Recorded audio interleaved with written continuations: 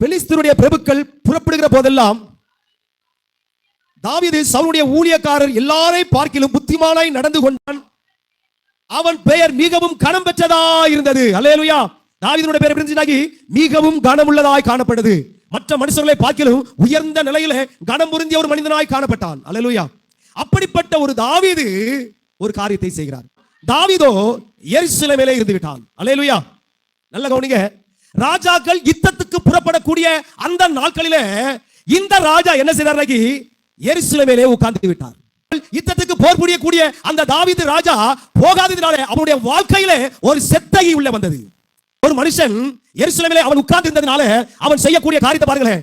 உலகத்தை பார்க்கக்கூடிய உலகத்தின் பாவத்துக்கு அவன் அடிமையாக போவதற்கு ஏதுவான காரியம் அவனுக்கு நடந்து கொண்டிருக்கிறது. ஞானம் நிறைந்த ஒரு மனிதன் இன்றைக்கு ஞானமற்ற ஒரு செயலை இறங்குறான். அல்லேலூயா.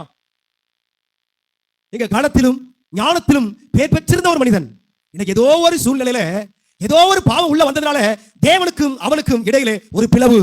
அல்லேலூயா. ஒரு வசனம் சொல்லப்பட்டிருக்கிறது. தேவனுக்கும் மனுஷனுக்கு இடையில என்னதான் ஒரு பிளவு இருக்கிறது.